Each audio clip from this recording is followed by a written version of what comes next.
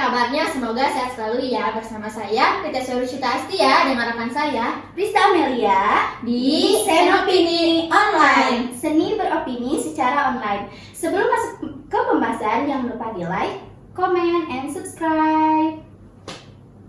Kali ini kita akan membahas tentang lingkungan ramah perempuan. Tahu gak sih, kasus kekerasan seksual terhadap perempuan menjadi permasalahan yang makin terus terjadi dan makin meningkat. Banyak daerah yang berlomba-lomba mewujudkan lingkungan yang ramah perempuan.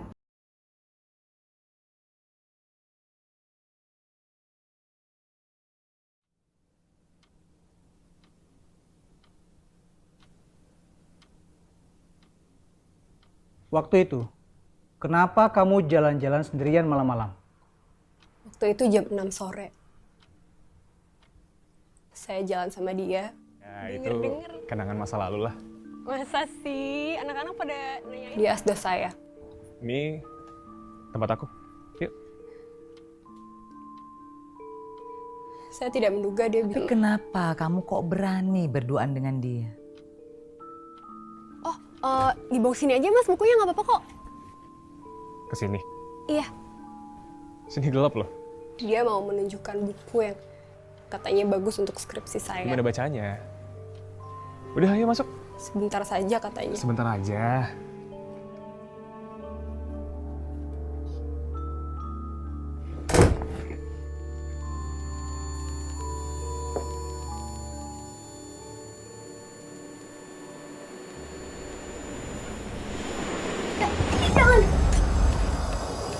Jangan.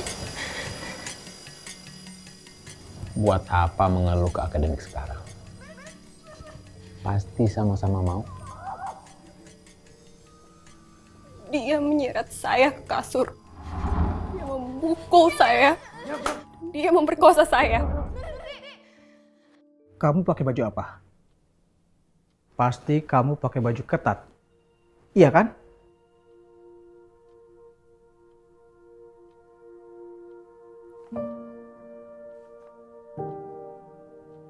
Saya pakai baju ini. Kenapa Bapak menyalahkan saya? Dia yang menyerang saya, Pak. Salahkan dia.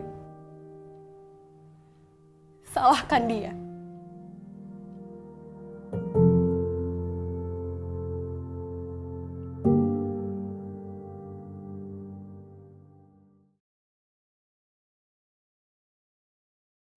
Nah, di sini kita nggak berdua nih. Ada teman-teman kita, ada Arla dan Tria. Halo.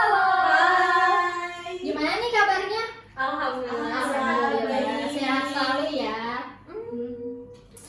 Langsung aja kita tanya-tanya yuk sama Ayo. narasumber ini. Let's go. Let's go.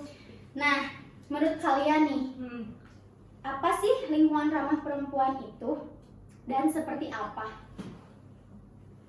Kalau dari saya, ya menurut saya lingkungan ramah perempuan itu merupakan adanya kebebasan bagi perempuan, perlindungan untuk perempuan, dan itu menyangkut dengan feminis menurut saya ya, dan juga terhindar dari seksisme begitu ya, dan juga adanya ruang gerak bagi perempuan, adanya kenyamanan, dan juga terhindar dari stigma atau perspektif atau prasangka negatif dari masyarakat, kurang lebih seperti itu. Dan mengenai seksisme sendiri gitu ya, seksisme itu merupakan salah satu sikap atau perilaku yang memang mendiskriminasi salah satu gender ya, salah satu gender. Dan seksisme ini itu adalah salah satu gender itu menganggap bahwa dirinya itu paling unggul gitu. Dan biasanya realitanya dalam masyarakat ini itu terjadi ketidakadilan kepada perempuan ya, pihak perempuan yang dirugikan gitu ya. Jadi dengan adanya lingkungan ramah perempuan ini, kita juga ingin kayak lebih bebas bergerak, beropini atau berpendapat, terus terus adanya perlindungan bagi kaum perempuan, dan kita nggak terus-terusan kayak dibatasi gitu. Kan ada ya tuh kayak kita tuh dibatasi jadi kelas 2 gitu, kelas 2 di antara perempuan dan laki-laki. Jadi laki-laki itu lebih unggul daripada perempuan. Dengan adanya lingkungan ramah perempuan ini mungkin kita akan lebih bisa berekspresi ya. Betul. Dan lebih bisa untuk mengeluarkan apa pendapat kita, keinginan kita, seperti itu. Iya, dan juga dalam lingkungan ramah perempuan ini wanita, untuk wanita sendiri ya, tidak ada ditekankannya budaya patriarki untuk perempuan sendiri. Karena apa? Budaya patriarki sendiri itu lebih mendominasi kepada laki-laki ya. Bisa menjadi sebutan bahwa laki-laki itu lebih berkuasa daripada perempuan. Tapi di sini konteksnya bukan berarti apa ya, perempuan juga bebas, karena memang secara agama laki-laki pemimpin. Tapi yang dimaksudkan itu adalah maksudnya menghindari gitu ya, menghindari dari perlakuan yang dilakukan laki-laki terhadap perempuan itu semaunya, semena-mena begitu. Jadi tidak terlalu ditekankan budaya patriarkinya begitu. Dan itu yang dimaksud tadi lingkungan ramah perempuan, terhindar dari stigma atau perspektif atau prasangka negatif Dari masyarakat betul kepada perempuan yang tidak baik. ya, dan juga tanpa adanya seksisme itu. Oke, lalu kenapa lingkungan ramah perempuan itu harus diwujudkan? Sepenting apa sih menurut kalian? Kalau menurut aku nih ya, lingkungan ramah perempuan ini sangat penting, apalagi di zaman yang sekarang ini. Ya kan, kalau misalkan kita berlama-lama diem di rumah gitu tanpa bebas berekspresi, bebas untuk mengeluarkan apa keinginan kita gitu ya, terus-terusan aja di dalam rumah, itu kan kita nggak bisa yang namanya explore diri, mengetahui jati diri kita. Apalagi di zaman yang sekarang ini, menurut aku perlu banget loh kita tahu tentang perkembangan zaman yang saat ini gitu, terutama perempuan gitu. Menurut aku ya, terutama perempuan itu wajib banget mengetahui perkembangan zaman di masa sekarang ini gitu, untuk mengetahui di masa yang akan datang gitu. Seberapa penting banget, karena agar tidak terjadinya ketimpangan sosial, ketidakadilan bagi perempuan gitu kan. Terus hal-hal yang tidak diinginkan oleh perempuan gitu. Jadi intinya menghindari dari terjadinya kasus pelecehan yang terjadi gitu kan.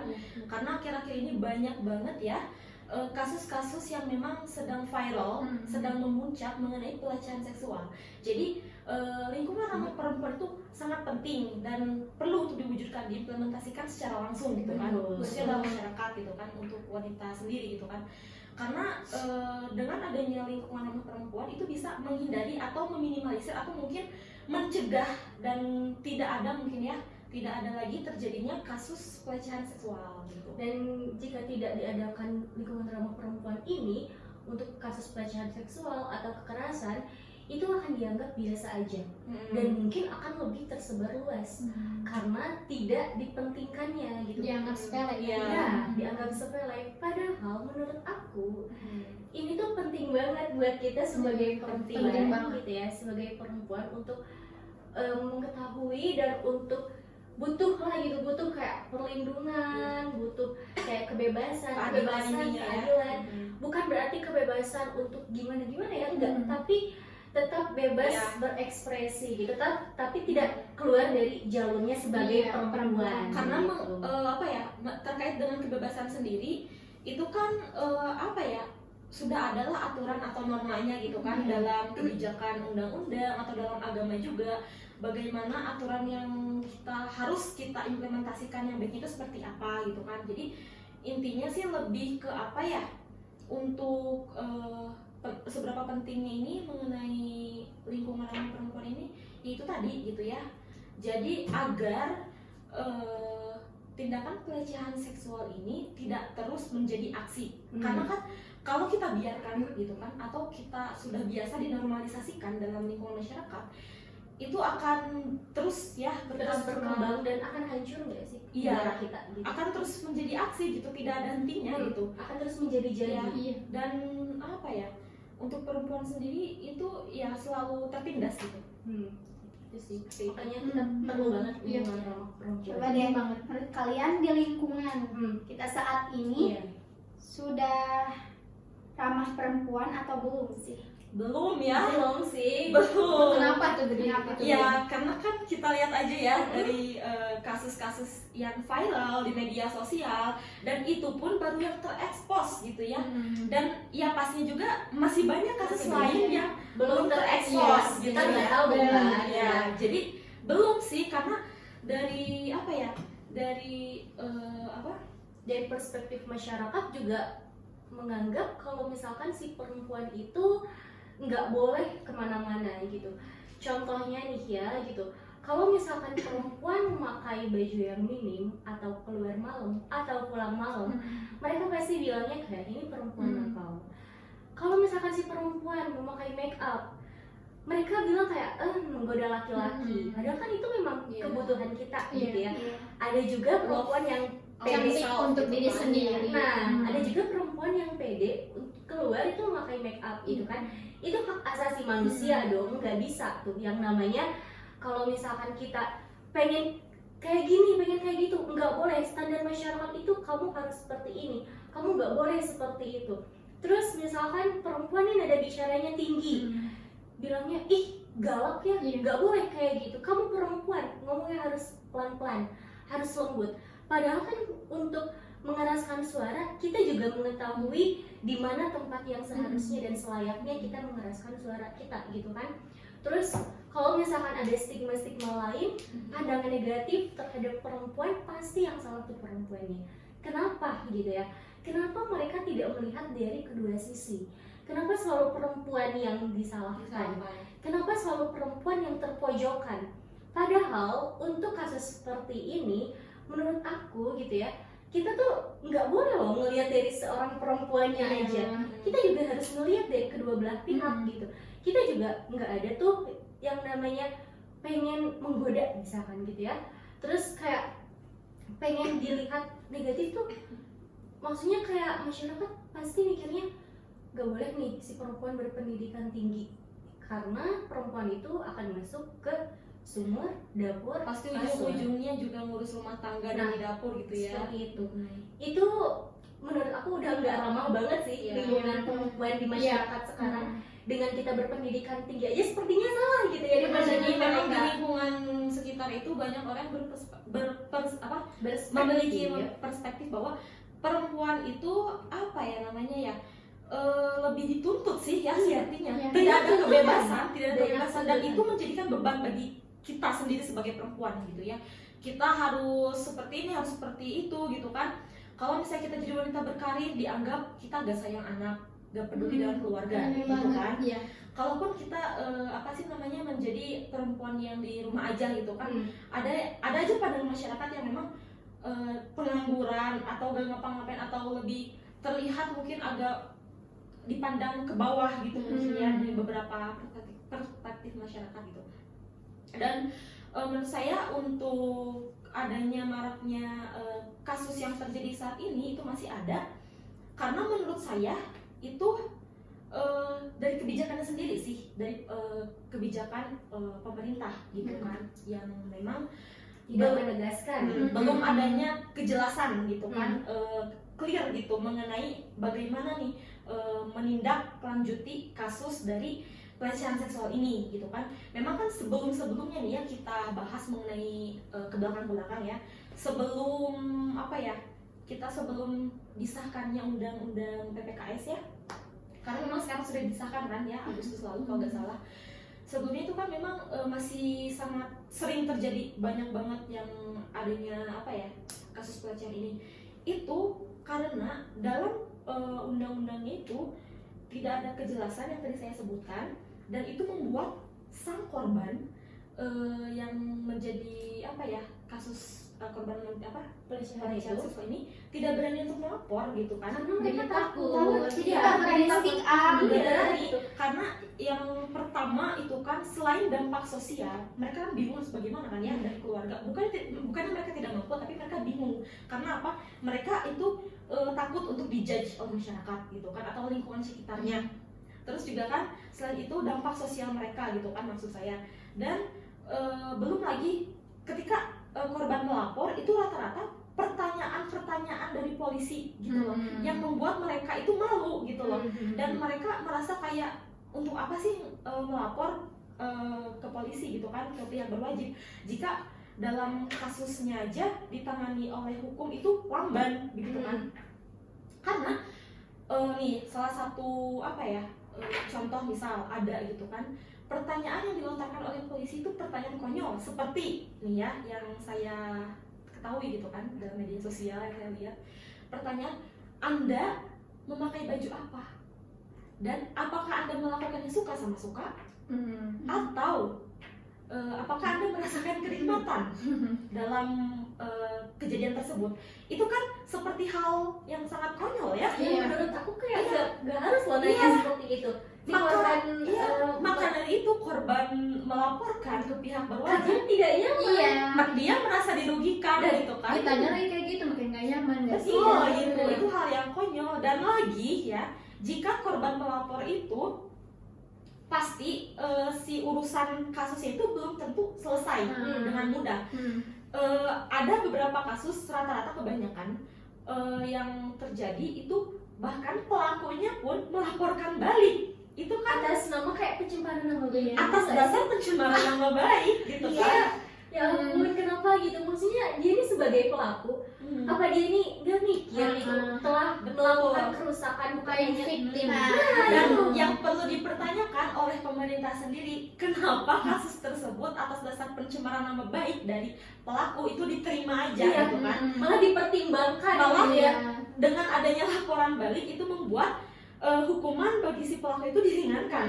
Kan itu sangat tidak adil ya bagi si korban. Korban yang merasa dirugikan, yang lebih dampaknya itu lebih banyak gitu kan dibanding pelaku, udah dari mental gitu kan, terus juga dari sosial gitu kan. Itu gak adil banget gitu kan. Dan bahkan untuk si pelaku sendiri itu ya dia itu dari yang kita lihat kasus-kasus di luar sana gitu ya, si pelaku sendiri itu Semakin banyak gak sih? Karena ya ada ketakutannya itu dari si korban. Korban takut untuk bilang, untuk melapor kepada Speak up, polisi, ya. untuk speak up, karena ya takut nanti kayak tadi gitu kan, jadi lamban gitu, terus malah dilaporin balik gitu. Justru menurut aku kalau misalkan nggak dilaporin itu nambah-nambah si pelaku nggak sih, apalagi sekarang banyak banget yang pokoknya kasus-kasus intinya gak yang adil kayak sih, gitu. gak adil. Jadi Adil harus sih. lebih ditegakkan lagi Kak. Iya, Iya. dan emang menurut aku di masyarakat tuh belum ada sih kayaknya gitu ya, Iya, kayaknya kayaknya. belum. Tapi belum kan ada. ini kita membahas mengenai problem yang lalu ya sebelum disahkannya peraturan Permendikbud PPKS ini kan gitu kan. Namun yang kita lihat sekarang ini sudah disahkan ya Agustus bulan lalu gitu kan. Jadi ya saya sangat berharap ya untuk kedepannya gitu kan. Jadi lebih ditegaskan lagi kebijakannya, lebih berharap jelas lagi gitu ya. agar mengenai kasus ini tuh berkurang gitu. Iya, berkurang. Dan kalau misalkan ada kasus seperti ini tuh jangan sampai kayak dipikirin balik gitu nggak sih sama pemerintah. Jadi kayak mereka tuh mikir kalau oh ini si pelaku juga ternyata melaporkan balik, terus nanti ada keringanan untuk si pelaku. Iya. Hukumannya. Dan yang dasar kayak make gitu sense sih. itu yang perlu dipertanyakan itu pemerintahnya kenapa menerima laporan tersebut kan. Iya. Istilahnya gini ya, kita udah tahu bahwa itu tuh pelaku salah ya harus sesuai dengan apa yang dia lakukan, ya dia harus menerima akibatnya, harus bertanggung jawab ya, menerima hukuman itu. Tapi salahnya dari pemerintah dari penegak hukum itu diterima gitu. Jadi pertimbangan dari penegak hukum sendiri itu gimana gitu, gimana sih cara berpikir mereka gitu kan. Udah tahu kan ini korban, udah jelas-jelas korban yang benar-benar dirugikan, tapi orang yang bersalah, yang seorang pelaku itu bisa diterima kasusnya dan dibela juga gitu, salah satunya gitu. Iya sih ya. Terus apa sih sebenarnya yang mendasari pelaku melakukan hal tersebut gitu? melakukan pelecehan seksual gitu? Ya itu tadi sih kalau menurut aku, karena emang si korban itu mungkin banyak yang di luar ya, tanpa pengetahuan kita banyak di luar sana. Ya si korban nggak berani untuk melaporkan si pelaku gitu, jadi si pelaku ini semakin banyak gitu. Dan semakin berani kali ya gitu. Menurut saya yang yang mendasari pelaku melakukan itu, pertama itu dari pelakunya sendiri, pikiran dari yang mungkin dari psikologinya pelaku sendiri gitu. Kita lihat gitu kan, karena kan untuk alasan cara wanita berpakaian itu bukan alasan utama menjadi penyebab terjadinya kekerasan seksual sih kalau misalkan emang itu sebagai alasan utama. Betul, itu tergantung dari pemikiran si pelaku, psikologinya sih, seperti itu. Iya, dan melihat dari hati gitu ya kali. Iya, dan keadaan di sekitar juga sih, peka atau enggak dengan adanya si pelaku ini gitu. Terus makanya kita perlu sex education. Ya nggak sih? Itu perlu banget sih menurut aku, karena Harus dari kecil sih kayak gitu. Iya, karena untuk menanggulangi gitu, agar meminimalisir gitu. Sebesar apa kemungkinan terjadinya pelecehan atau kekerasan seksual terjadi? Kalau untuk sebesar apa sih ya, itu menurut saya tergantung ya.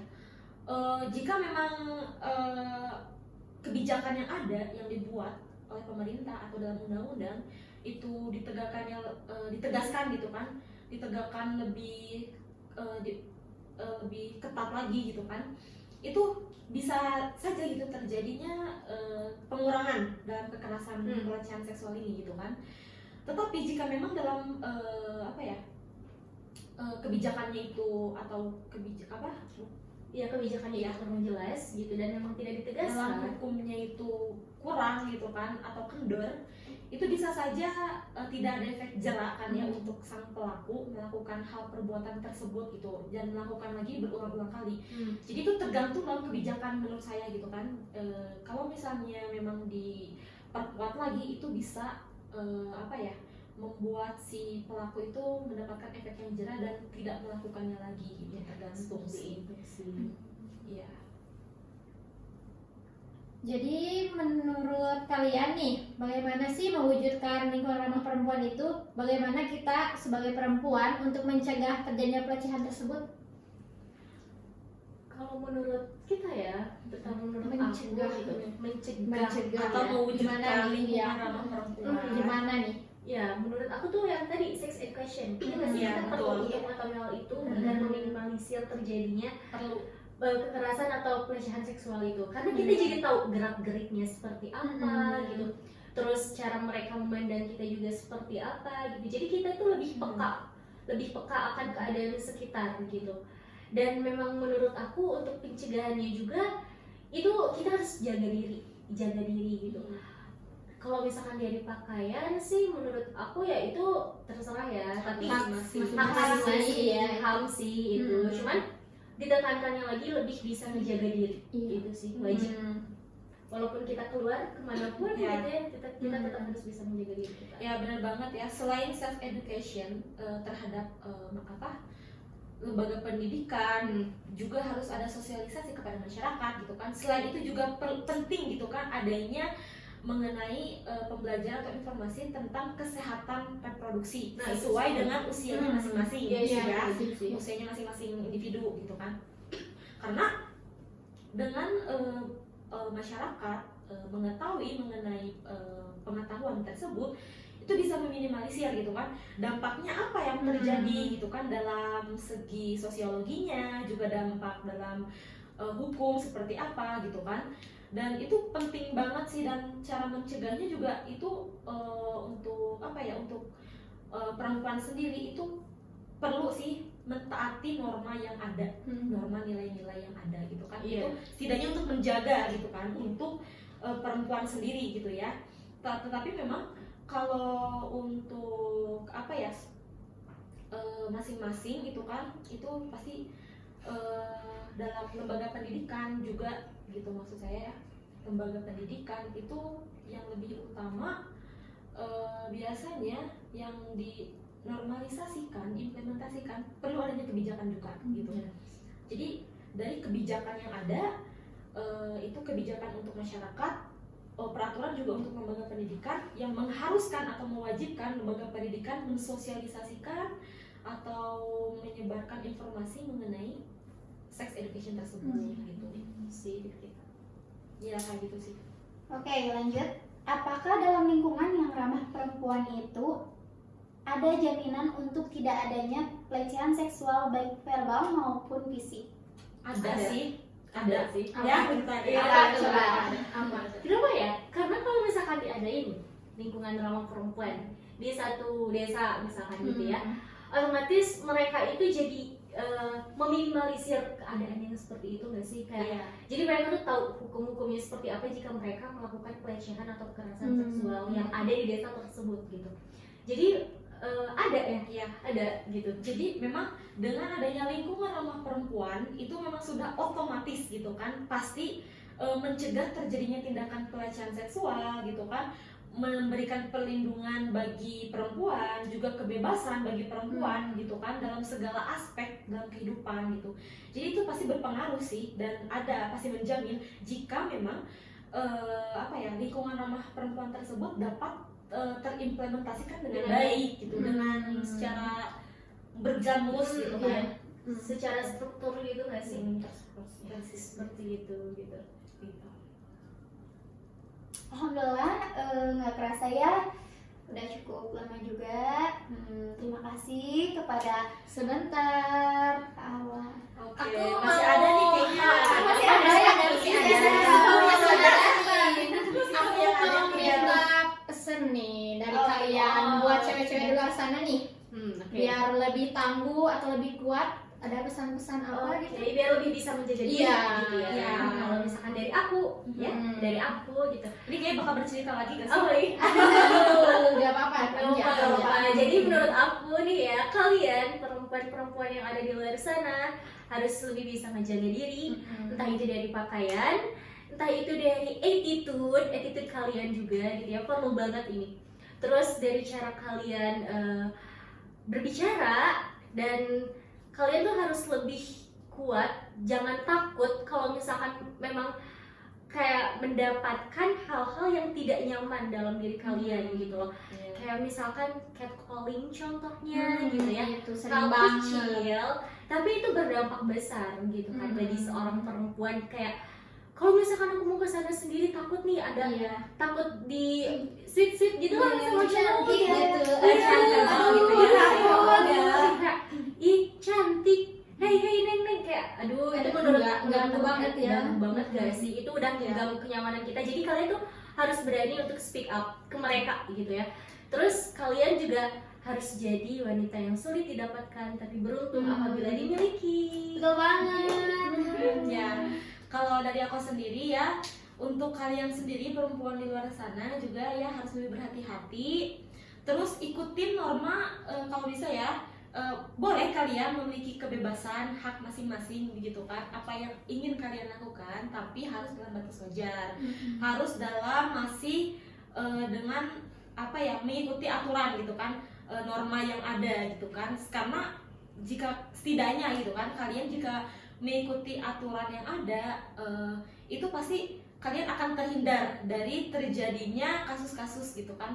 Misalnya menggunakan pakaian yang tidak terlalu ketat gitu kan, itu juga menjadi salah satu Menjaga diri gitu ya. menjaga Cara diri, menjaga menghindari diri, ya, gitu kan. menghindari. Karena kan kita tidak tahu ya pikiran orang lain itu seperti apa. Pikiran orang kan beda-beda ya, berarti Gitu. sesatu kepala Ya, gitu. betul gitu. Dan juga jika kalian merasakan ketidaknyamanan gitu ya, atau mungkin ada gangguan dari dari lawan jenis gitu kan, entah itu dari mulai pelecehan verbal atau mungkin dari mulai yang tingkat rendah gitu kan, yang biasa, tapi kalian jangan takut untuk menegur, jangan takut untuk melapor gitu ya. Karena untuk peraturannya sendiri ya yang saya tahu itu memang undang-undang PPKS sendiri sudah disahkan, dan itu dalam isi poin-poinnya itu memang lebih menegaskan lagi gitu kan, mengenai permasalahan pelecehan ini gitu kan, lebih mendukung pada korban gitu kan. Nah, maka dari itu jangan takut untuk melapor, jangan malu dengan lingkungan sekitar. kita karena kalian tuh nggak salah gitu ya. Ya, betul. Karena yang melahirkan generasi tidak pantas untuk dilecehkan, teman-teman. Karena kalau misalkan tanpa perempuan ini diibaratkan sebagai jantungnya negara. Gitu ya. Karena kalau misalkan, ya spesial banget dong. Karena kalau misalkan nggak ada perempuan, siapa dong yang akan melahirkan generasi selanjutnya untuk membangun bangsa, negara, dan agama ini. Jadi kalau misalkan perempuan yang hancur, maka negaranya juga akan hancur. Dan kalian harus bisa jaga diri kalian baik-baik ya semuanya. Nah, kesimpulannya, mari kita saling kerjasama untuk membangun lingkungan yang ramah perempuan pada khususnya dan lingkungan ramah terhadap manusia pada umumnya. Nah, terima kasih juga nih buat Carla sama Dan Tria. udah hadir ya. Terima kasih juga udah kita Sama-sama. Terima banyak. Semoga bermanfaat. Sudah menyempatkan waktu. Iya, itu dah. Semoga bermanfaat. Mohon maaf bila ada kata-kata yang kurang berkenan. Terima kasih. Saya Rizky Amalia dan Saya Rizky Cita Astia. Pamit undur diri. Dadah.